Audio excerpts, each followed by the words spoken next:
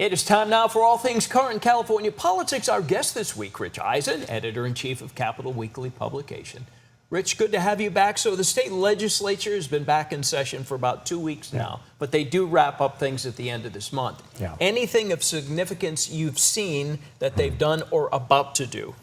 Well, I think there's several. One of the things that's the most interesting to me is there was a bill sponsored by Cecilia Aguiar-Curry, who represents Yolo County, Assembly Majority Leader, that would significantly change California's antitrust law, which is over 100 years old.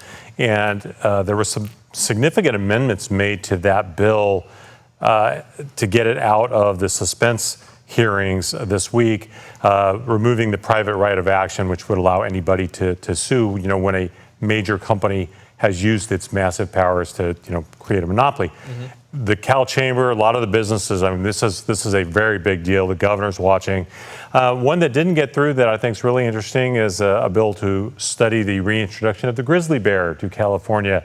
That did not get through. No kidding. That is dead for the year. We're going to change out of the bear? All right. Well, the bear is going to be on the flag, but it's not going to be in your backyard. I think that's what we've come to with that. A compromise, perhaps. Okay. Let's look at the country. Midterm elections are coming up. Multiple states with progressive Democrats doing well. A shift to the left in some states. But as Democrats try to push Republicans out in November, would the people who are disaffected with the Republican Party want to go all the way over to the left on the Democratic side? Is there not a happy medium? Well, I think that's going to be really challenging. Again, we're in such a partisan environment, it's hard to imagine that too much. But you will remember a lot of the Bernie Sanders support back, a few years ago came from what we now consider the disaffected center right, and the Bernie bro pejorative, I think, kind of thing that we've thrown out at people. I think the biggest thing is, especially here in California, there are ballot measures on the ballot that I think are going to bring out a lot of people that are very much center left or even much further left that could really play a role here in what we end up sending to the U.S. House of Representatives. Well, state Republicans making a push to make the Secretary of State position nonpartisan. Shirley Weber is the incumbent. She is a Democrat. Is this move based on the distrust that the president puts out about the electoral system?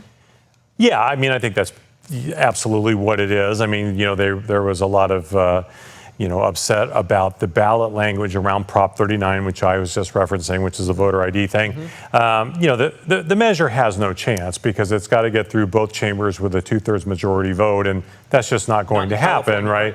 But it could end up being a ballot measure sometime in the future. Okay. That's what I see as far more likely than anything happening along those lines this year. All right. Rich Eisen, Capital Weekly. Rich, thank you. Sure.